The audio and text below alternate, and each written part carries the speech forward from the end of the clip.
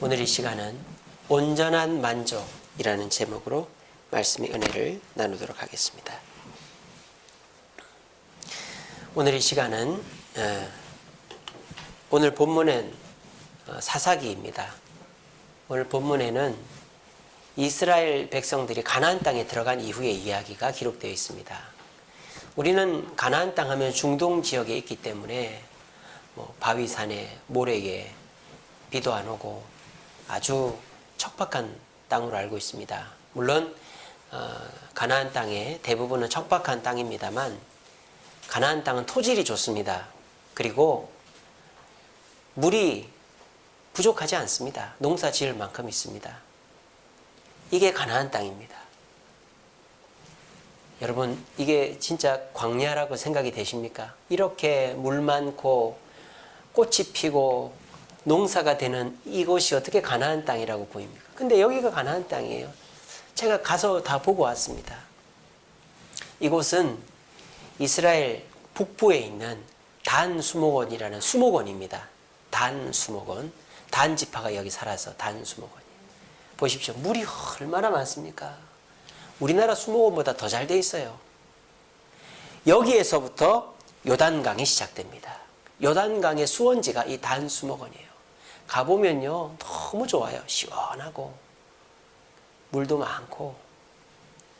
그리고 이 단수목원 근처에 가면 폭포가 있어요. 와, 이스라엘 땅에 폭포가 있어요. 폭포는요, 물이 끊기질 않아야 되잖아요. 일정하게 물이 계속 나와야 되거든요. 근데 비가 좀 왔다가 안 오고 이러면 폭포가 말라버려요. 근데 이 바니아스 폭포라는 폭포는 연중 물의 양이 이렇습니다. 그럼 어떻게 이게 가능할까요? 이 물은 비가 와서 생긴 물이 아니에요. 지하에서 올라온 물이에요. 바로 저기 골란고원 뒤쪽에 있는 헤르몬산이라는 산이 있습니다. 거기는 만년설이 뒤덮여 있어요. 산 꼭대기에 눈이 있습니다. 그 눈이 녹은 물이 지하를 타고 이 바니아스 폭포 근처에서 솟아 올라오는 거예요. 가보면요, 진짜 올라와요. 그래서 물이 막 솟아 올라와요. 그래서 그 물이 흘러가다가 폭포가 되는 거죠. 그래서 이스라엘 땅에 폭포가 있습니다. 저도 가이드 말 듣고 에이 무슨 폭포야. 그냥 우리나라에 보면은 무슨 계곡마다 폭포라는 이름 붙여놨잖아요. 쩔쩔쩔쩔 나오는 것도 폭포다 뭐 이래. 그런 거겠지. 근데 근처만 가니까 쏴 하는 소리가 막 들려요. 엄청 물이 많습니다. 그리고 이게 뭡니까? 이게 바로 성경에 나오는 드레핀 백합화입니다. 백합화가 좀 이상하게 생겼죠. 번역이 잘못된 거예요. 이거는 아네모네 꽃입니다. 아네모네 꽃. 그래서 이게 붉은색 꽃인데 그 아네모네 꽃이 이제 릴리로 잘못 번역이 돼가지고 릴리는 백합이거든요. 그래서 성경에는 드레핀 백합화라고 되어 있지만은 이게 백합화예요. 그래서 이렇게 흐드러지게 그냥 꽃이 피어 있어요. 이건 뭡니까? 밀입니다. 밀. 가나안 땅에는 밀 농사를 많이 지어요. 가나안 땅에 우기가 지나고 건기가 시작되면 제일 먼저 보리 추수를 합니다. 보리 추수가 끝나면 곧바로 밀 추수를 합니다. 밀 추수가 끝나면 무화과, 포도, 올리브 이런 걸 추수합니다. 그래서 곡간을 가득 채우고 난 다음에 우리로 말하면 추수감사주일, 초막절을 7월 1일 날, 7월 초에 지키는 거예요. 이스라엘 땅은요, 이렇게 풍요로운 땅이에요. 사람 살기 너무너무 좋은 땅이에요. 근데 오늘 하나님께서 뭐라고 말씀하십니까? 그래, 이 풍요로운 땅 줬으니 행복하게 잘 살아라. 이렇게 하는 게 아니라 너무너무 끔찍하고 무서운 말입니다. 어디로 가든지 재앙을 내리겠다 그래요. 여러분, 여기서 재앙을 내릴 만한 곳이 어디 있습니까? 물 많고 농사 잘 되고 꽃 많고 평화로운 곳인데 하나님은 이 가나안 땅에 있는 이스라엘 백성들에게 재앙을 내리겠다고 하십니다. 이게 하나님 본정신입니까? 어떻게 여기까지 인도해 놓고 재앙을 내리겠다고 하십니까? 그 이유가 본문에 나오죠. 13절에 뭐라고 되어 있습니까? 곧 그들이 여호와를 버리고, 근데 이 여호와를요 12절에는요 자세히 소개했어요. 뭐라고 했습니까? 애굽에서 그들을 인도하여 내신 그들의 조상들의 하나님 여호와를 버리고 라고 되어 있어요. 그러니까 기가 찰 노릇이죠. 이 이스라엘 백성들이 여기에다가 데려다 준 사람이 누군데?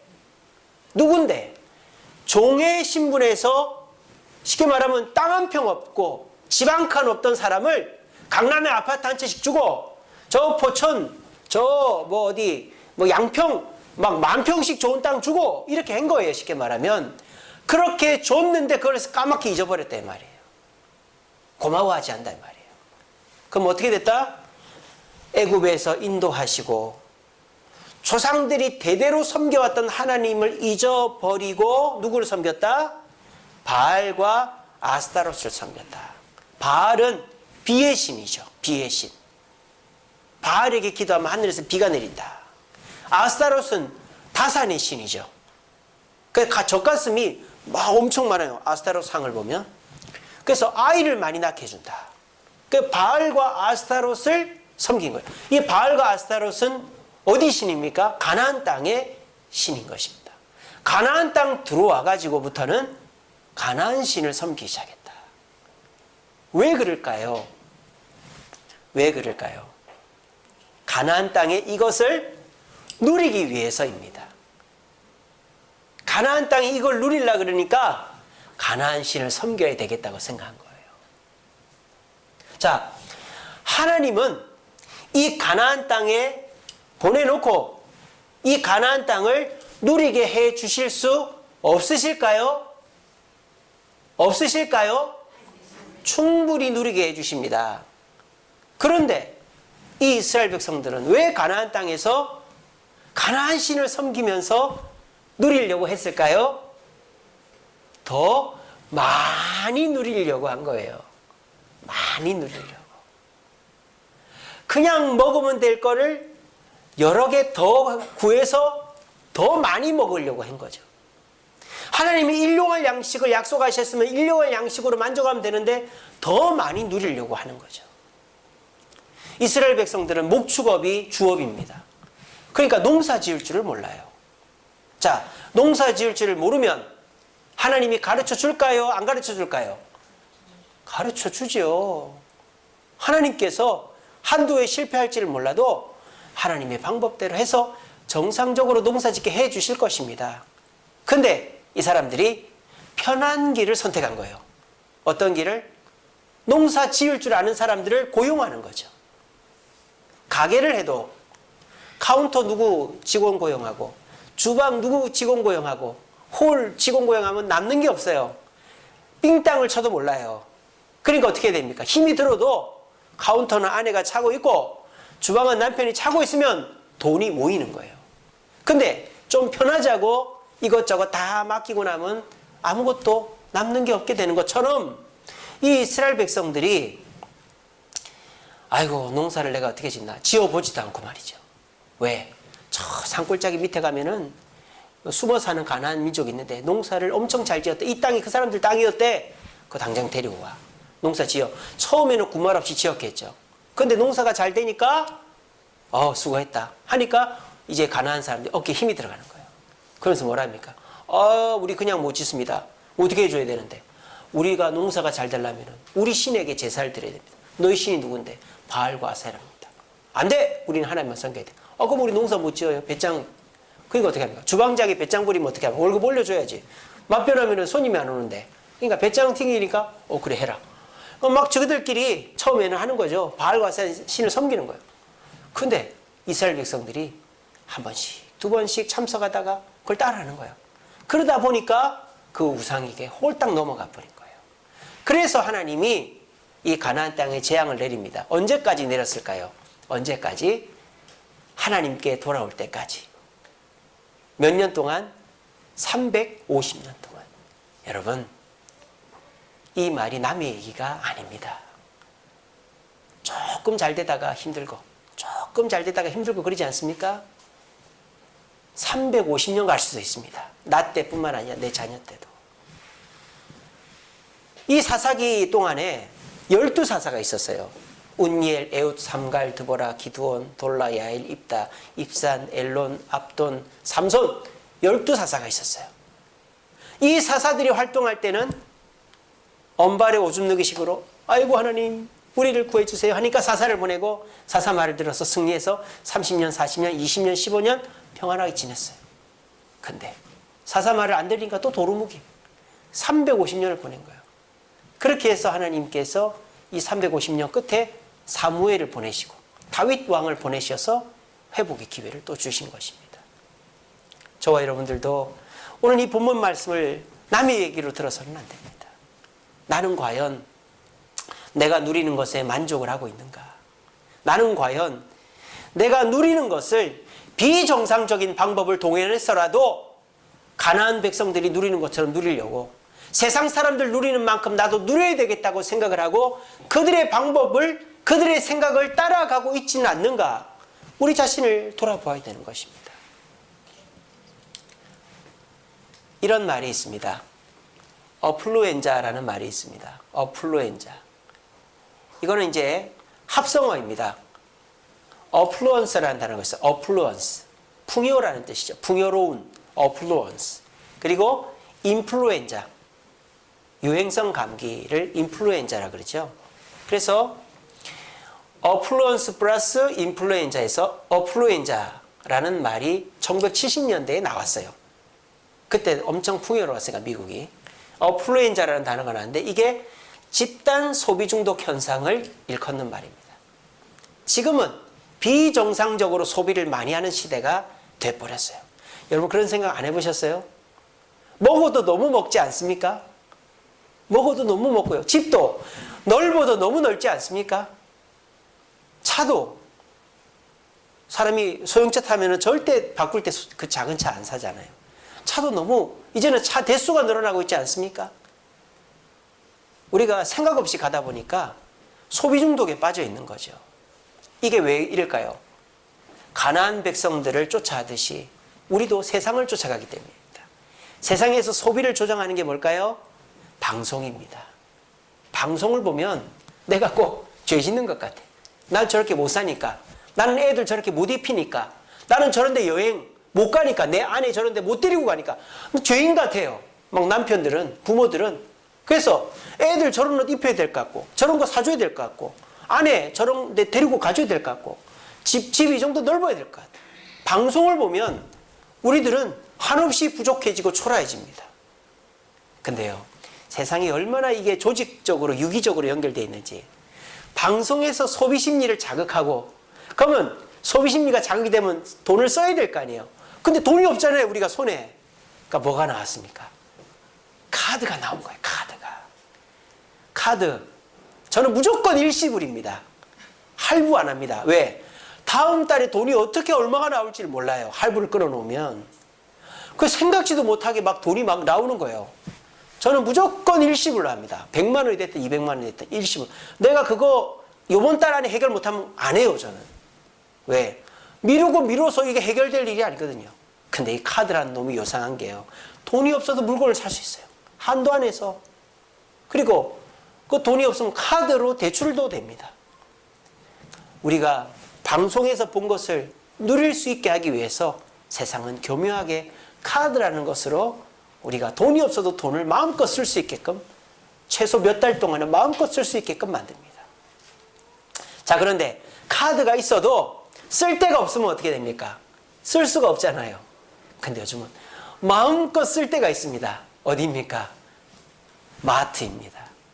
이제는 마트도 그냥 뭐 이런 도심의 상가 이런 마트가 아니라 저 외곽에 무슨 뭡니까? 신세계 뭐죠 그게? 신세계에서 만든 거? 트레이더스 있는 거? 이마트 뭐죠? 예? 스타필드 맞아, 스타필드. 현대에서도 뭐 롯데에서도 세상에 차 타고 나가가지고 하루 종일 놀다 와도 돼. 거기서 놀면 무조건 돈을 써야 되는 거예요. 그러니까 소비를 방송이 조장하고 카드가 소비의 방법을 주고 소비의 장소가 마트, 대형 쇼핑몰들이 생겨나고 있는 거예요. 그러니까 얼마든지 소비할 수 있는 시대가 된 겁니다. 소비하는 거 좋습니다. 하지만 소비는 반드시 무엇이 있어야 할 수 있습니까? 소득이 있어야 할 수 있죠. 소득이 없는데 어떻게 소비를 합니까? 내가 돈이 없는데. 그러니까 사람들이 어떻게 합니까? 부정직한 방법으로, 잘못된 방법으로 소득을 누리는 것입니다. 사기를 쳐서라도, 불법을 저질러서라도. 아니, 여러분들은 예수 믿으니까 사기, 불법하고는 상관이 없죠. 내 건강을 해쳐서라도, 잠을 안 자서라도, 아내하고의 시간, 자녀들하고의 시간을 포기하고서라도 내 미래, 저축을 해서 내가 노년에 어떻게 살아야지, 내 미래를 포기하고서라도 오늘의 소비를 하려고 하는 거예요. 이게 바로 어플루엔자, 소비 중독 현상이라는 겁니다. 오늘날 이 시대 사람들이 모두가 소비 중독 현상에 빠져 있는 것입니다. 나도 모르는 사이에 말이죠. 이스라엘 백성들이 광야에 살 때는 어땠습니까? 조그마한 텐트에 삽니다. 그리고 때가 되면 옮겨야 돼요. 그러니까 세간살이가 없어요. 그냥 자기 속옷, 겉옷, 그리고 이렇게 떡 해서 구워 먹을 수 있는 조그마한 화덕 비슷한 거, 그릇 이런 거밖에 없어요. 그리고 천막하고 가자 하면은 하나님의 구름이 성막에서 둥 떠오르면 구름 가는 데로 무조건 가야 돼요. 그러니까 그 광야에서 세간살이, 집, 먹는 거 그냥 부족해도 만족하게 살았단 말이에요. 그런데 이 사람들이 가나안 땅에 와보니까 눈이 휘둥그레지는 거예요. 땅도 넓고 곡식도 많고 집도 넓고, 뭐 집이 넓으니까 이것저것 다 갖춰 넣어도 되고, 이러니까는 이들이 풍족하게 살아보는 거죠. 근데 그 풍족함을 유지하려니까 하나님이 주시는 것만 갖고는 안 되는 거예요. 그러니까 어떻게 해야 됩니까? 하나님이 싫어하지만, 잘못된 방법인 줄 알지만 이방인들이 섬기는 바알과 아스타롯에게 절을 해가면서까지라도 농사가 잘 되어야만 내가 지금 소비하고 있는 이 소비 수준을 이어갈 수 있는 것이죠. 그래서 이스라엘 백성들은 자신의 소비 수준을 유지하기 위해서 애굽에서 종에서 인도해내셨고, 강남에 50평짜리 아파트 주시고 양평에 10,000평짜리 땅 주신 그 하나님을 잊어버리고 바알과 아스타롯을 섬기다가 350년 동안이나 대대손손 시달림을 당했다는 것입니다. 이것이 남의 얘기 같지만 예수를 믿고 성경을 믿는 자들은 이 말씀 속에서 나를 비교해 보아야 되는 것입니다. 과연 나는 이 세상 소비 문화를 쫓아서 나도 저 정도 차는 타고, 저 정도 음식은 먹고, 저 정도 여행은 다니고, 저 정도 옷은 입고, 저 정도 집은 살아야 되지 않겠나라고 생각하고 있지 않습니까? 그러다 보면 정상적이지 못한 방법으로, 하나님이 원치 않는 방법으로 소득을 얻어야만 그 소비의 수준을 이어갈 수 있는 거예요. 그럼 결국 열등감에 빠지고 신앙이 게으러지고 이제 결국 하나님 곁을 떠나다가 하나님이 뭐 어떻게 벌을 주는 것도 아닌데 350년 동안 겪었던 이들의 아픔처럼 우리들도 불안불안하고 불만족스럽고 또 어렵고 힘든 삶을 살아가게 되어지는 것입니다. 저는 이번 코로나 사태가 우리에게 전환점이 될 수 있다고 생각합니다. 세상 사람들에게는 불평, 불만의 시기이지요. 왜? 세상 사람들은 어떻게 행복해집니까? 소비의 수준을 다시 코로나 바이러스 이전으로 맞춰야 되는 거예요. 지금 가게가 안 되고 회사가 어렵고 하니까 소비의 수준, 삶의 질이 이렇게 떨어져 있는 거예요. 예전에 이만큼 했는데. 그러면 세상 사람들은 행복해지려면 어떻게 해야 돼요? 소비의 수준을 다시 이만큼 맞춰야 되는 거예요. 그래야 행복해지는 거예요. 그러니까 세상 사람들은 행복해지려면 힘든 거죠. 근데 저와 여러분들은 한번 생각해 보자 이거죠. 과연 내가 세상이 만들어 놓은 그 소비의 수준에서 지금 이만큼 떨어져 있는데 다시 여기를 돌아가야만 행복해지는 것일까? 내가 그들처럼 다시 살아야만 행복해지는 것일까? 얼마를 벌어야 내가 행복해지는 것일까? 얼마를 가져야 내가 행복해지는 것일까를 생각해 보자는 거죠. 그리고 진짜 행복해지는 것은 돈이나 내 소유에 있는 것이 아니다라는 것을 이번 기회에 깨닫자라는 것이죠. 오히려 진짜 행복은 어디 있다? 가정에 있다라는 것이죠. 요즘에 아이들 넷 다 학교를 안 갑니다. 온라인 수업을 합니다. 미치고 환장하는 줄 알았습니다. 엄마 이거 접속이 안 돼요. 아빠 선생님 안 보여요. 뭐 아빠 이거 어떻게 해야 돼요. 집사람하고 자고 이 방 갔다가 저 방 갔다가 이거 해줬다 저거 해줬다가 내일부터는 우리 막내 세안이도 학교에 가야 됩니다. 온라인 수업을. 그 7살, 8살짜리가 뭘 합니까? 근데 8살짜리도 온라인 수업을 해야 됩니다. 내일부터.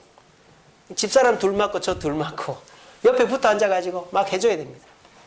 오전 내내 정신이 없어요. 근데요, 아이들이요, 밝아지더라고요. 왜? 아빠가 옆에 있으니까, 엄마가 옆에 있으니까. 아이들이 밝아지고 행복해지더라고요. 그리고 저도 행복하더라고요. 아이들 공부를 봐주고, 내가 그동안 못했던 거를 해주니까. 그리고 애들 크는 걸 옆에서 같이 보니까 너무너무 행복하더라고요.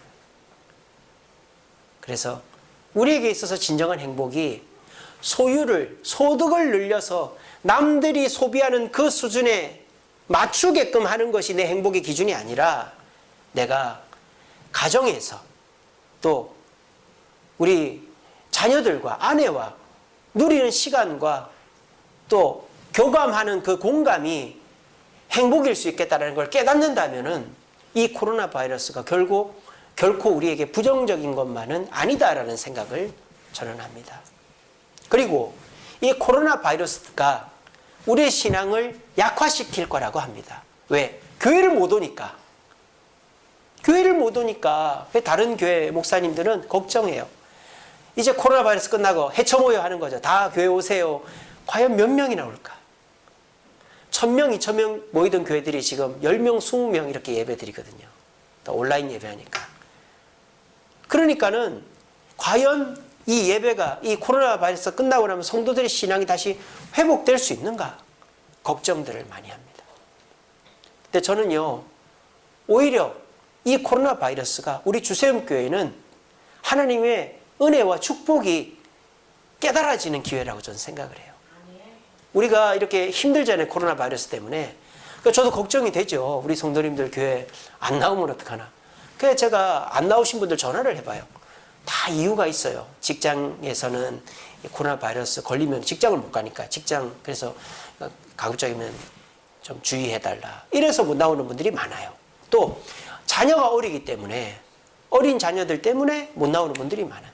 그 외에는 다 나와요, 지금. 그래서 제가 지금 지난주도 우리가 그 한 70명 이렇게 평소 출석한단 말이에요. 70명대. 근데 지난주 한 46, 7명 나왔습니다. 그러니까 우리는 거의 그 큰 차이가 없어요. 우리는 코로나 때나 아니나. 그러니까 지금 직장 문제, 가정, 자녀들 때문에 안 나오는 사람 합치면 똑같아요, 우리는. 코로나 때문에 사람이 떨어진 사람이 없어요. 그리고 또 감사한 것이 뭐냐? 건축입니다. 만약 우리가 지금 막 건축이 막 한창이다 하면은 지금 뭐 이 코로나 사태 때 막 여러 가지 장애가 많았겠죠. 우리가 기도도 해야 되고 새벽 기도도 특별 새벽 기도도 해야 되고 막 그렇게 해야 되는데 근데 지금은요 아무것도 안 하는 시기예요. 저만 바쁘면 돼요. 저만. 이제 내일도 구청에 가야 돼요. 그래서 측량 그 신청을 하고 와야 돼요. 우리 철거하고 나면 측량을 해야 되니까. 그러니까 저만 바쁘면 되고 또 우리 건축위원들만 바쁘면 되지 성도님들은 그냥 가만히 계시면 됩니다. 그러니까 건축도 지금 사람이 모여서 하는 일이 지금 진행되는 게 아니기 때문에 잘 진행이 되고 있습니다. 그래서 오늘 이제 이렇게 투시도가 나왔어요. 우리 건축위원들은 먼저 받아보실 수 있고 저 뒤쪽에 예수님을 본받아 저기다가 제가 김영규 집사님께 부탁해서 이쁘게 하나 만들어 놓을 겁니다. 그래서 다음 주에 오시면 보실 수 다음 주는 안 될 수도 있고 하여간 보실 수 있으실 겁니다. 그러니까 이 교회도 아무 문제가 없어요, 지금. 그래서 저는요, 하나님께서 너희들이 교회를 짓는 게 아니라 내가 짓는 거다라는 거를 도장을 딱 찍기 위해서 이렇게 하셨다고 봐요. 보세요. 코로나 때문에 요즘 다 경제적으로 어렵잖아요. 근데 우리 성도들이 그 어려운 속에 헌금을 합니다. 또 이 코로나 때문에 다 어려운데도 우리가 건축을 해냅니다. 저희 시찰 목사님들 모임을 갔더만 건축한다고 얘기했더니 깜짝 놀라는 거예요. 요즘 사대문 안에 교회를 지을 수가 없어요. 땅이 있든지 돈이 있든지 한 50년, 100년 된 교회나 짓지 우리같이 6년 된 교회가 교회를 지을 수가 없는데 어떻게 짓느냐고 하나님께서 역사하신다고 그렇게 칭찬을 해 주시더라고요. 저는 오히려 이 코로나 바이러스 사태가 하나님이 이 교회를 사랑하시고 하나님이 이 교회를 이끌고 가신다는 표시가 나는 기회라고 저는 생각합니다. 생각하기 나름인 것이죠. 오늘 이 시간 오신 저와 여러분, 한번 우리가 생각을 해봅시다. 지금 소득이 떨어지니까 소비가 줄어들고, 소비가 줄어드니까 내가 만족도가 떨어져서 더 불편하고 힘든 시기를 보내고 있습니다. 이때에 우리가 과연 내 만족이 소비에서부터 나오는가, 소득에서부터 나오는가, 세상 사람들과 비교해서 나오는가를 돌아보자라는 거죠.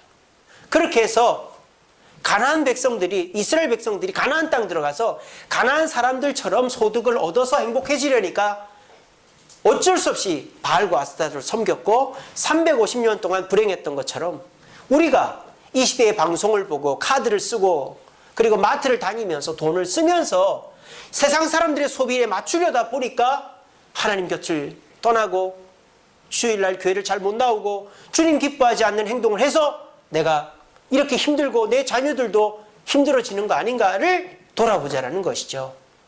이 코로나 사태 때에 그렇게 해서 우리가 다이어트를 하듯이 나의 소비의 다이어트를 하고 내 생각의 다이어트를 하고 내 가정의 다이어트를 해서 내 행복이 소비나 소득에 있는 것이 아니라 가족 안에 있고 신앙 안에 있음을 깨닫는 기회가 되어서 우리 모두 참된 만족, 온전한 만족을 회복하는 저와 여러분 되시기를 간절히 바랍니다. 이제 말씀을 마치겠습니다. 자, 그러면 문제 제기만 하고 끝나면 안 되겠죠. 소비 중독에 빠져 있지 맙시다. 이렇게 하고 끝나면 안 되죠. 어떻게 하면 그 소비 중독에서 탈출할 수 있는가? 그 대안을 제시해야 되겠죠. 그 대안을 저는 바울의 빌립보서 말씀에서 찾아보았습니다. 같이 읽어봅시다. 시작.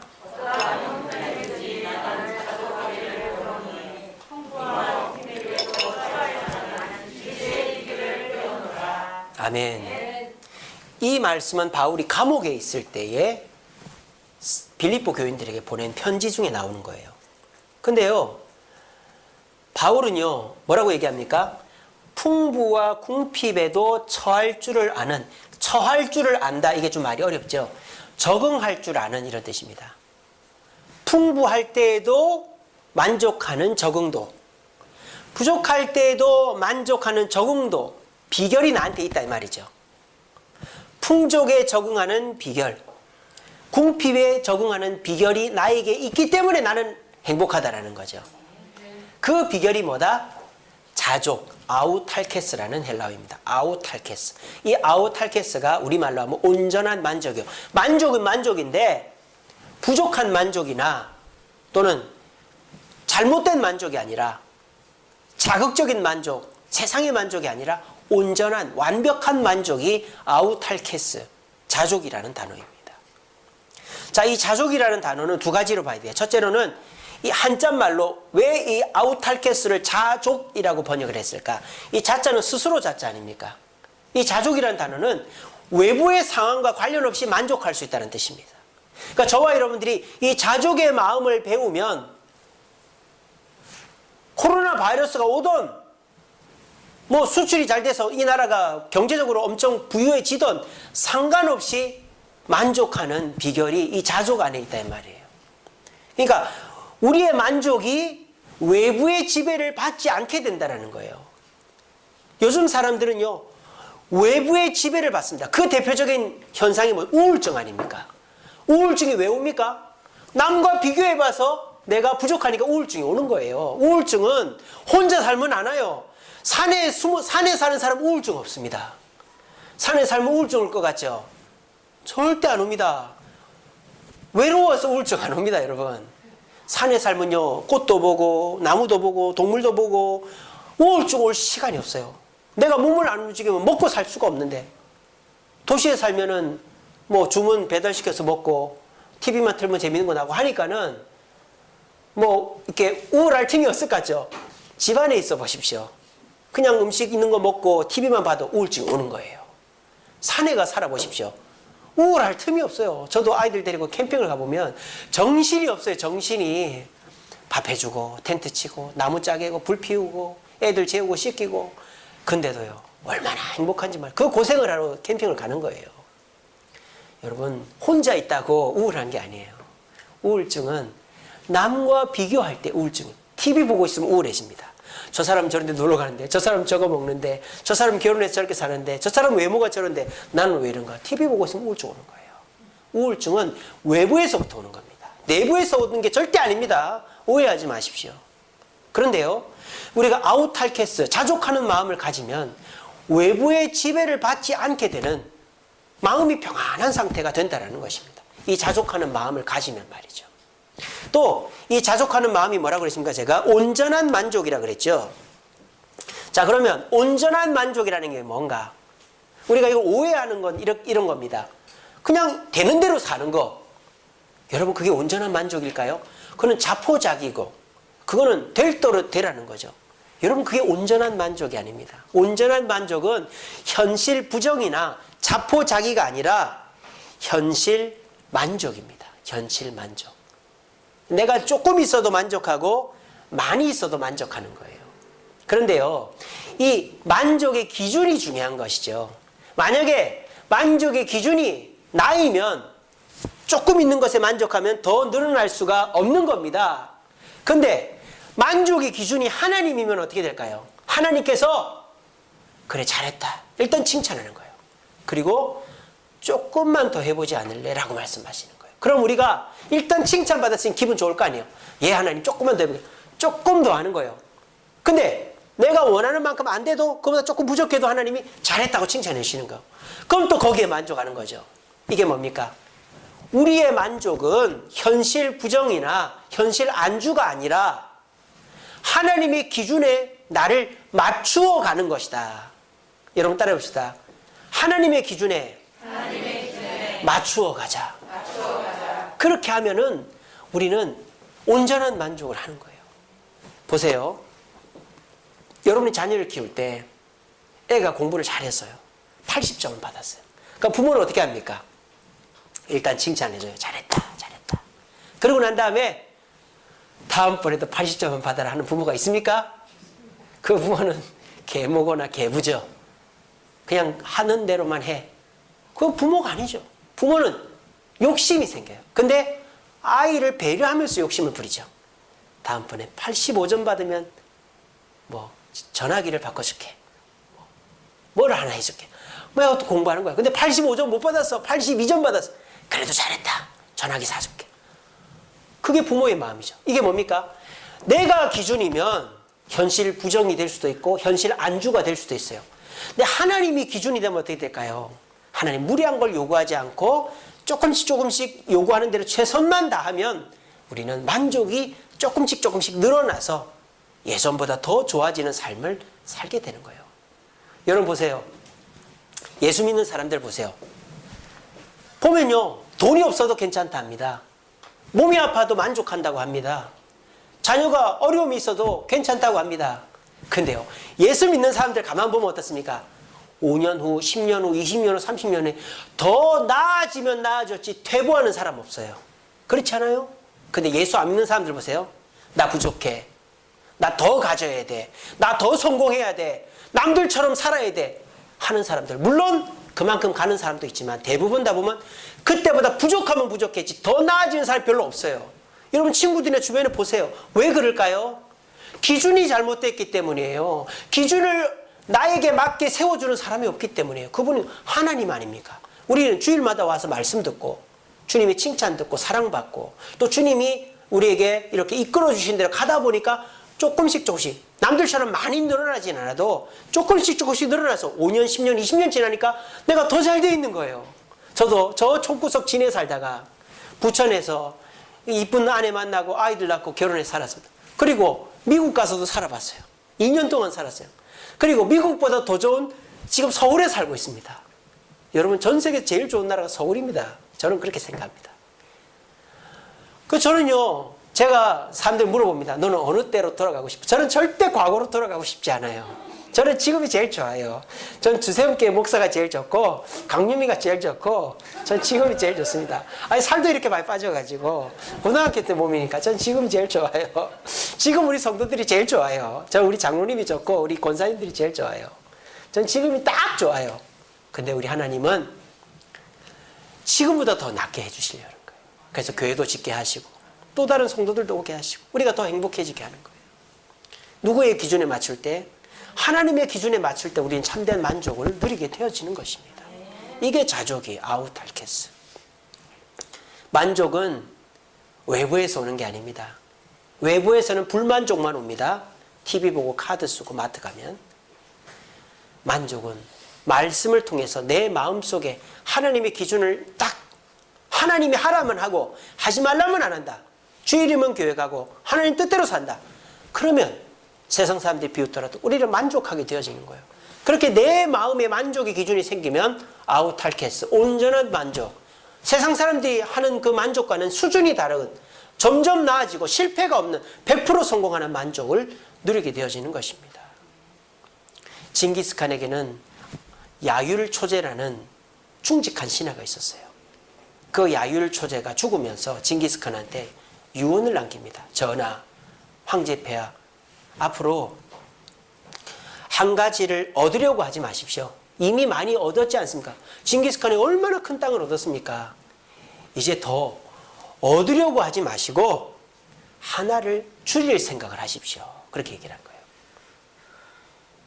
하나를 줄일 생각을 하십시오. 또 좋은 일이 많은 것만 쫓지 마시고 해로운 일 하나씩을 줄여가 보십시오. 그렇게 얘기를 하고 정말 충직한 신하죠. 죽을 때. 보통 보면 뭐 더 성공하십시오. 더 좋은 일 많이 이러고 죽을 수도 있는데 이제 이만큼이면 됐으니까 어플루엔자에 빠지지 마시고 이제는 뭘 줄여갈까를 생각하십시오. 그리고 좋은 일 계속 우리가 어떻게 맨날 좋은 일만 있을 수 있습니까? 맨날 어떻게 돈만 벌어요? 이제 안 좋은 일, 해로운 일을 하나씩 줄여가겠다고 생각을 하십시오. 그렇게 했습니다. 만약에 징기스칸이 야율초제 유언을 따랐다면 몽골은 미국보다 더 큰 나라를 지금 유지했을 것입니다.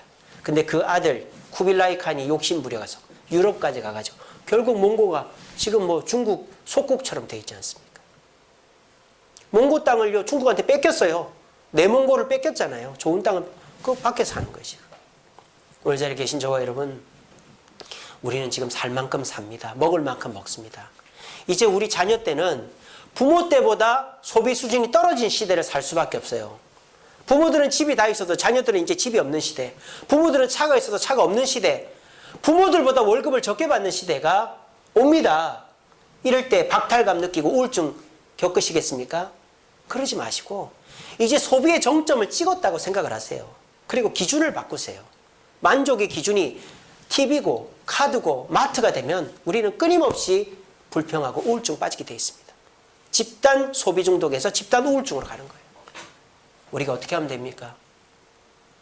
내 속에 아우탈케스, 자족하는 마음을 가지는 거예요. 그래서 내가 돈, 소비로만 만족하는 게 아니라 가족, 신앙으로도 만족할 수 있다. 그리고 나에게 기준을 주시는 그 하나님의 기준에 맞출 때 나는 만족할 수 있다. 그 마음을 가지시고 더 많이 얻으려고 하지 마시고 하나씩 줄여보려고 애를 써보시고 좋은 일만 있기를 바라지 마시고 해로운 일 하나씩 줄여가려고 하지 않으려고 내가 돈을 많이 벌어서 하고 싶은 걸 다 하는 것도 좋지만 내가 안 좋은 거를 안 먹어서 안 가도 될 때를 안 가면서 줄이면 될 거 아니에요. 그렇게 하면은 행복해질 수 있거든요. 그렇게 해서 우리 모두 온전한 만족을 주님으로부터 선물 받고 누릴 수 있는 저와 여러분들 되시기를 간절히 바랍니다. 기도하겠습니다.